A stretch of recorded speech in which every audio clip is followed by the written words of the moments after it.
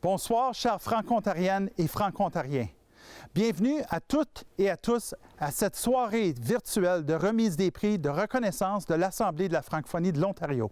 Je suis Peter Aminock, directeur général de l'Assemblée de la francophonie, pour ceux et celles qui ne me connaissent pas encore.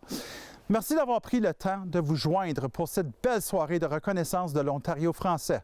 Je vois que vous êtes nombreux et nombreuses en ligne et j'ai aucun doute qu'on va passer une très belle soirée ensemble.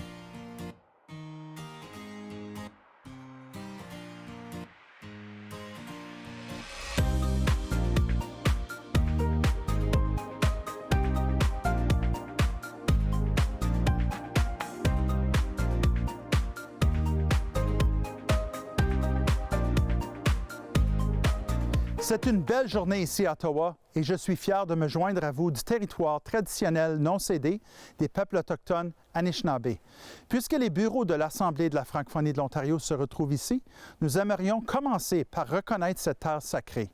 Et puisque nous sommes rassemblés virtuellement, nous aimerions également reconnaître et saluer les peuples des Premières Nations, Métis et Inuits, qui sont les premiers habitants des terres, d'où chacun de vous se joint à nous ce soir pour cette conférence.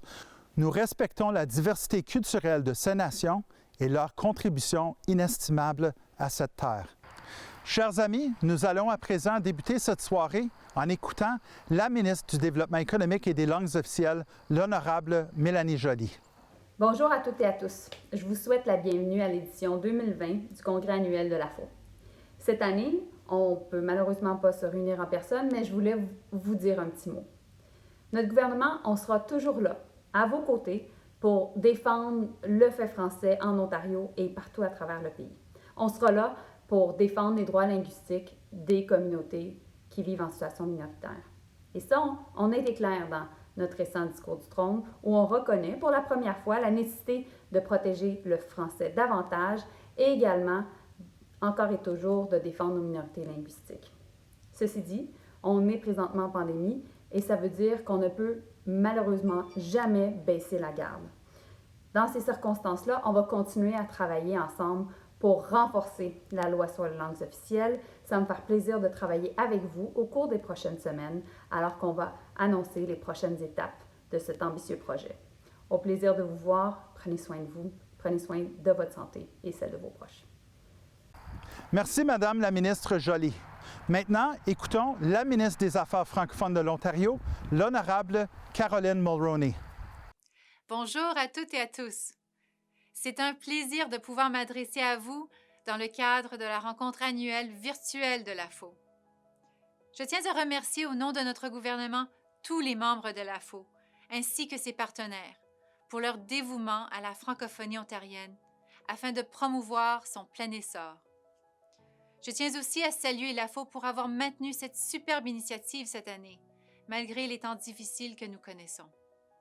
Vous avez fait preuve de créativité et d'une grande capacité d'adaptation dans votre belle programmation novatrice. La crise sanitaire a eu un impact sans précédent sur la société ontarienne.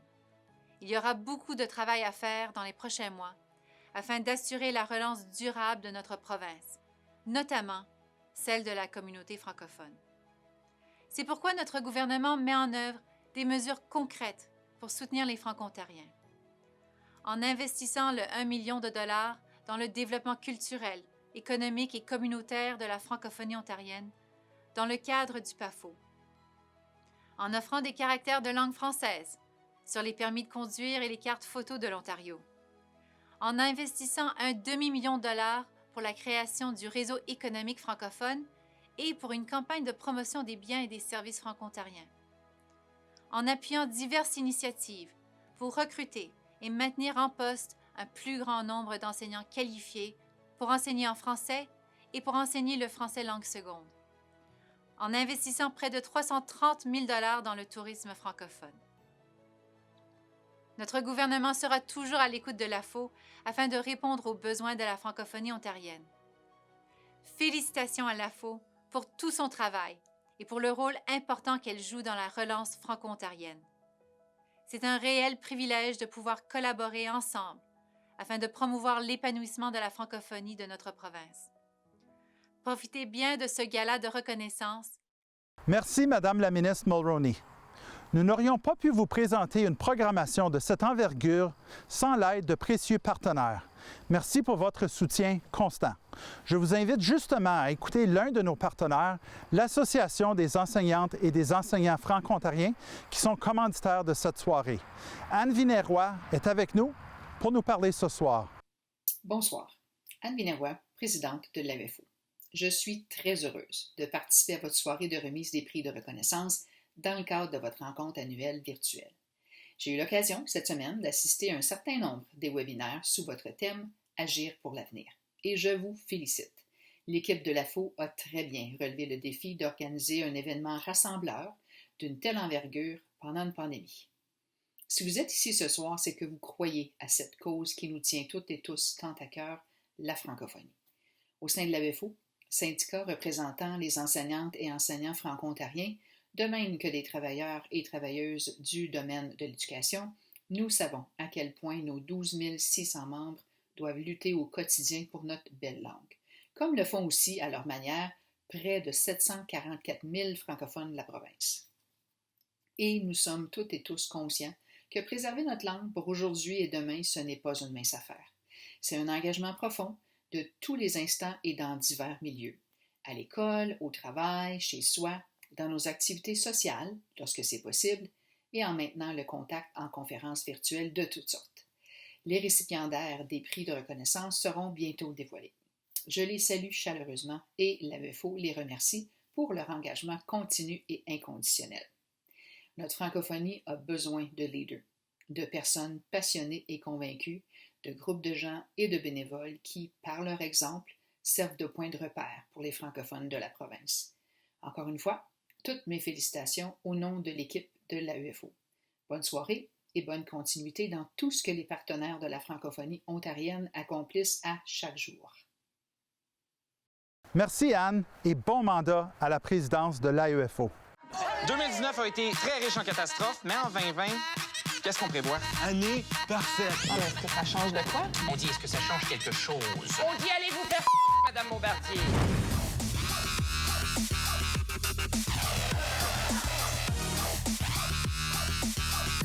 Bonne année à vous tous autant que vous êtes, mais surtout à moi. Lâchez pas. Bonne année, Greta. Toi non plus. Lâche pas.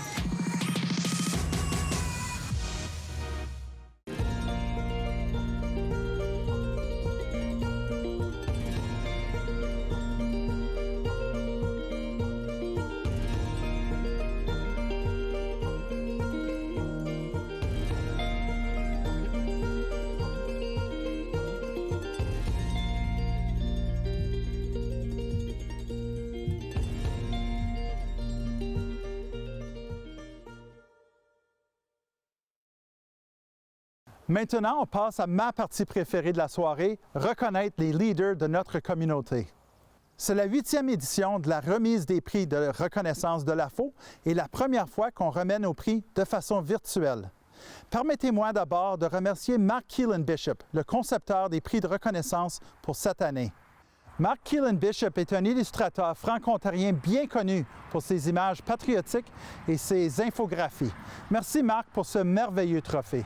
Le premier prix que nous allons remettre est le prix Paulette Gagnon. Le prix Paulette Gagnon honore le cheminement professionnel exemplaire d'une personne de la communauté. Pour ce prix, nous avons 3 finalistes. Les voici. Le premier finaliste est Dr Bernard Leduc. Depuis 2010, le Dr Bernard Leduc est président-directeur général de l'hôpital Montfort à Ottawa. Sous son leadership, l'hôpital a obtenu 2 fois l'agrément avec mention d'honneur d'Agrément Canada. Cette reconnaissance reflète l'engagement de Dr Leduc visant l'amélioration continue en maintenant une attention particulière sur l'expérience du patient et de la sécurité. Son approche visant à offrir des soins centrés sur la personne se reflète dans tous les secteurs de l'hôpital ainsi que dans le développement du Carrefour Santé Orléans. Celui-ci est un modèle unique et novateur qui regroupe une gamme de soins spécialisés et communautaires en un même lieu. Il possède une expérience de plus de 27 ans dans la pratique de la médecine familiale. La deuxième finaliste est Édith Dumont. Vice-rectrice, partenariat, collectivité et relations internationales à l'Université de l'Ontario français à Toronto, Édith Dumont est la toute première femme à la direction du Conseil des écoles publiques de l'Est de l'Ontario. Sous son leadership, le Conseil a vu le nombre d'élèves augmenter de plus de 42 % et le budget annuel doubler. Une croissance remarquable attestant de ses aptitudes de leader et visionnaire. Sous sa direction, l'école communautaire citoyenne prend tout son sens et les élèves apprennent à devenir citoyens engagés dans le cadre d'événements historiques tels que l'anniversaire du drapeau franco-ontarien, la marche citoyenne pour un Ottawa bilingue, la grande manifestation de décembre 2018 et la marche de la fierté gay. Le troisième finaliste est Éric Robitaille. Animateur de magazine radiophonique d'ici Radio-Canada Première depuis près de 25 ans, Éric Robitaille est un observateur fasciné par l'Ontario français et s'y sent chez lui. Ses émissions portent sur la culture, la politique, la société et surtout la richesse humaine des gens de son coin de pays. Il a animé de nombreux événements publics partout en province, incluant une quinzaine d'éditions de Contact Ontarois. Il a présenté le spectacle d'humour ontarien, inspiré par ses observations sur la réalité des francophones de l'Ontario. Claudette Gleason, la vice-présidente de l'AFO, va annoncer le gagnant ou la gagnante. Pour son leadership, ses aptitudes de visionnaire et sa passion au sein de la communauté franco-ontarienne, j'ai le privilège de remettre ce prix à Édith Dumont. Félicitations! Bonsoir. D'abord, je tiens à féliciter mes collègues nominés pour le prix Paulette Gagnon, Dr Bernard Leduc et Éric Robitaille. C'est tout un honneur que de recevoir ce prix de l'Assemblée de la francophonie de l'Ontario. En fait, je suis très reconnaissante auprès du Conseil des écoles publiques de l'Est de l'Ontario. C'est avec mes collègues, les conseillers scolaires, le personnel des écoles, les parents et leurs enfants, engagés, visionnaires et généreux, que nous avons travaillé à améliorer la vie de nos communautés francophones. Et je suis très heureuse de poursuivre sur cette lancée par et pour les francophones en travaillant aujourd'hui à l'ouverture de l'Université de l'Ontario français à Toronto. C'est en septembre 2021 que nous allons accueillir la toute première cohorte historique d'étudiants. Et je tiens à remercier l'AFO pour son combat et son engagement indéfectible à voir naître cette institution francophone universitaire. Enfin, je ne peux m'empêcher de penser que si Paulette Gagnon remettait elle-même ce prix ce soir, elle en profiterait pour nous rappeler que les arts sont des espaces de vie essentiels pour le bien-être de nos collectivités qui veulent donner une voix à leurs histoires du passé et d'aujourd'hui et aussi projeter leurs espoirs et leurs rêves. Merci pour ce prix que j'accepte humblement en me disant que j'ai maintenant la responsabilité de rendre hommage aux valeurs d'une grande dame de la francophonie ontarienne. Alors je vais continuer avec vous à rêver et à bâtir en français dans un esprit de bien collectif. Merci. Bravo à toi et bravo à tous les finalistes. On va poursuivre maintenant avec la remise du prix de l'Horizon franco-ontarien. Ce prix récompense une initiative communautaire entreprise par un groupe qui contribue à la vitalité de la collectivité. Dans la course, nous avons 3 initiatives. Les voici. La première initiative finaliste est le programme de micro-subvention de l'ACFO Ottawa. En 2019, l'ACFO Ottawa a créé un nouveau programme de micro-subvention grâce à un financement de Patrimoine canadien. Ce programme innovateur permet d'accroître la présence du bilinguisme sur l'ensemble du territoire ottawien en augmentant l'offre active de services en français tout en améliorant la cohésion et la concertation communautaire. Ceci favorisera un rapprochement entre les communautés francophones et anglophones. Par ailleurs, l'ACFO Ottawa a choisi de prioriser le financement des projets ciblant les groupes minoritaires pour que l'ensemble de la population soit touchée par les initiatives financées. La deuxième initiative finaliste est le Festival Quand ça nous chante de l'APCM. Depuis 17 ans, l'Association des professionnels de la chanson et de la musique organise le Festival Quand ça nous chante qui réunit le milieu scolaire pour échanger, former, construire et renforcer l'identité francophone de centaines d'élèves de l'Ontario. Les jeunes de la 9e à la 12e année s'expriment en chantant en français pendant 3 jours. Le festival a pour mission de promouvoir et de favoriser l'épanouissement des talents artistiques dans le domaine de la chanson et de la musique francophone de l'Ontario. Il permet de créer un réel sentiment d'appartenance chez les jeunes du secondaire envers la culture franco-ontarienne. Le festival est une plateforme d'expression pour les jeunes chanteurs et musiciens qui désirent affirmer leur francophonie et pour d'autres la découvrir et l'apprivoiser. La troisième initiative finaliste est le projet Ton cerveau au boulot du Centre Charles-Émile Claude. En 2016-2017, le Centre Charles-Émile Claude a mis en place un nouveau projet intitulé Ton cerveau au boulot. Au départ, le projet devait avoir une envergure locale, mais il est devenu un projet régional grâce à la collaboration des organismes communautaires, participants et les bénévoles.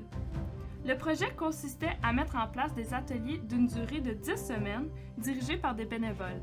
Ce projet se poursuit à certains endroits tels que Cornwall, Embrun, Ottawa, Orléans et Navan. Puisque certains organismes communautaires poursuivent l'idéologie du centre, soit de développer la vitalité intellectuelle et physique des personnes âgées. La quatrième initiative finaliste est la Maison de la francophonie d'Ottawa.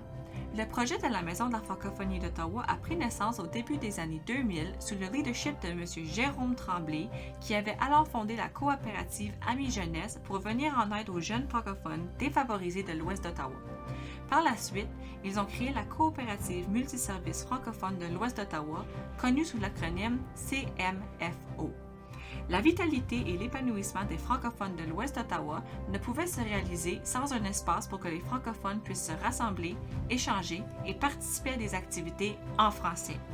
Travaillant d'arrache-pied, surmontant obstacle après obstacle pendant près d'une quinzaine d'années, des bénévoles se sont relayés pour concrétiser le rêve d'une maison de la francophonie inclusive.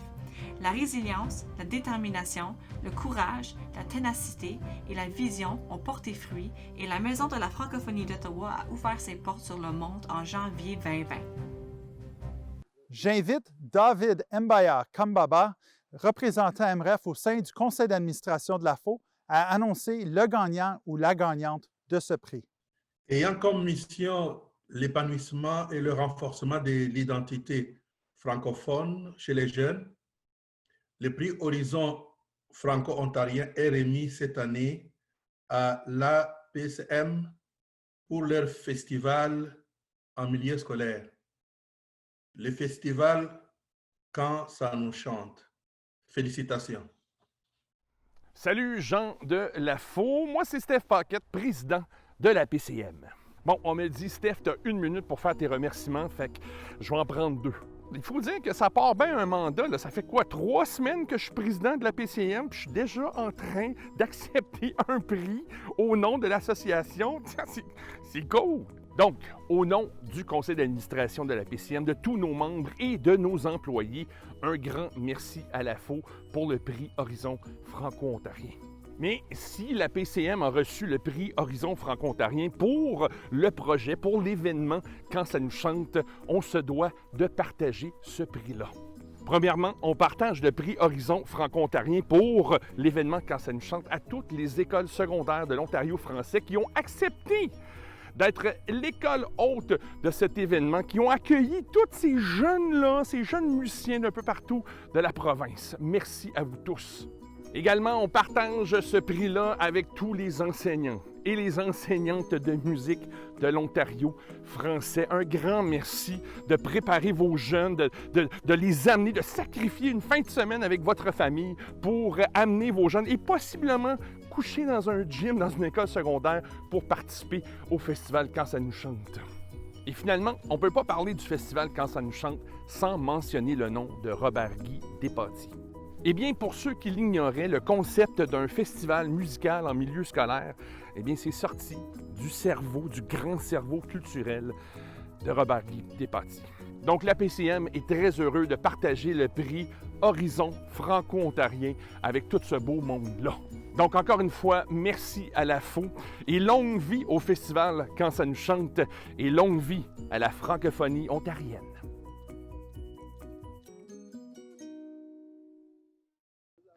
Félicitations à l'initiative gagnante.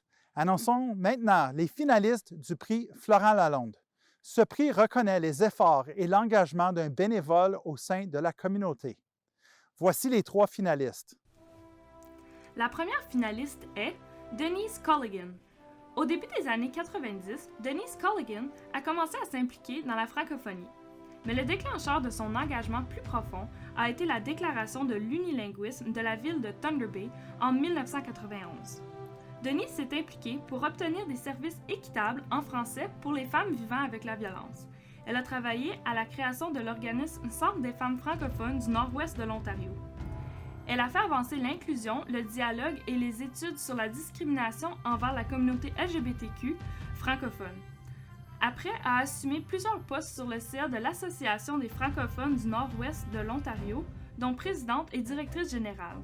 À ce titre, elle a participé à des initiatives de l'ACFO provincial. Elle a été membre du comité consultatif provincial sur les affaires francophones. Elle est une des fondatrices de la coopérative du regroupement des organismes francophones de Thunder Bay.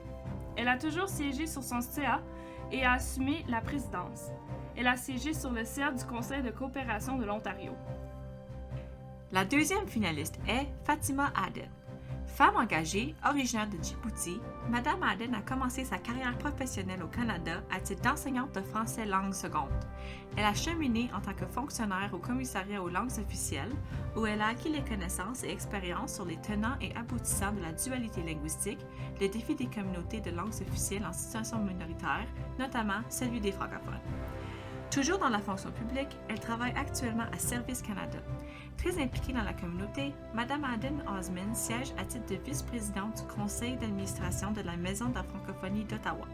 Elle représente les minorités visibles et ethnoculturelles au comité consultatif de l'enfance en difficulté du Conseil des écoles publiques de l'Est de l'Ontario, où elle siège également en tant que vice-présidente.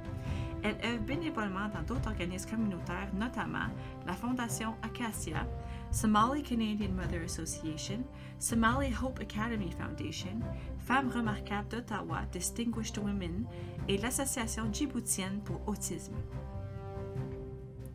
Le troisième finaliste est Jean Roy. Ingénieur professionnel à la retraite, Jean Roy, par son bénévolat de longue date, appuie activement divers organismes communautaires francophones de la région de Toronto.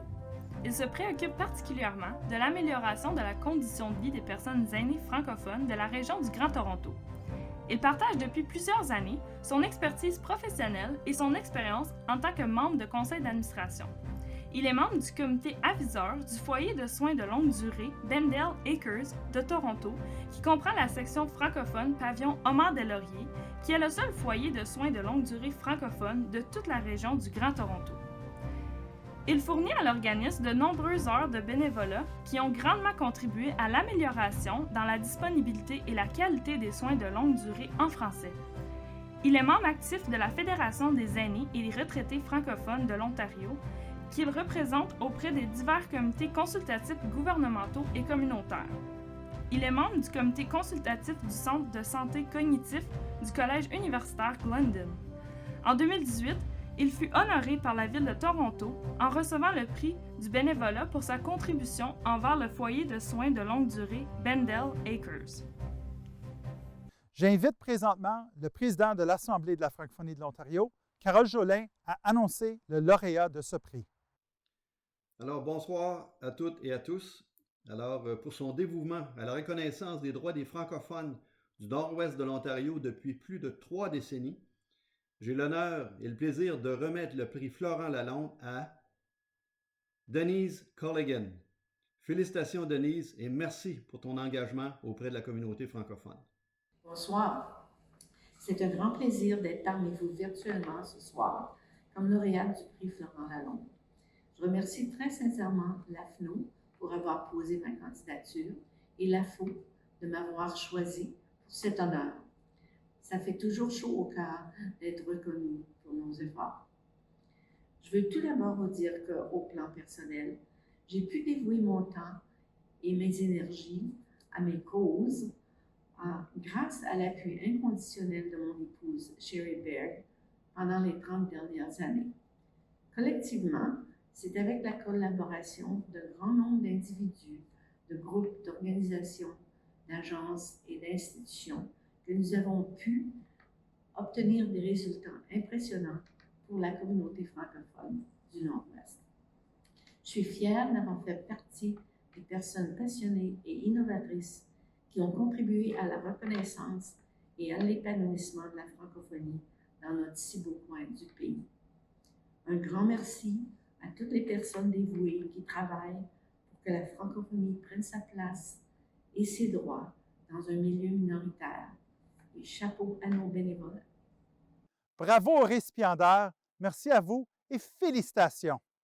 Je vous aurais bien invité à venir prendre une photo avec moi, mais ce n'est que partie remise.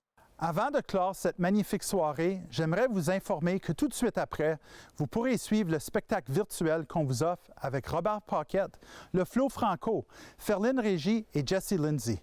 Nous aurons la chance de danser au rythme du 20e spectacle Haute Vibration. Bonne soirée à toutes et à tous. Amusez-vous bien chez vous et invitez vos proches à suivre le spectacle avec vous.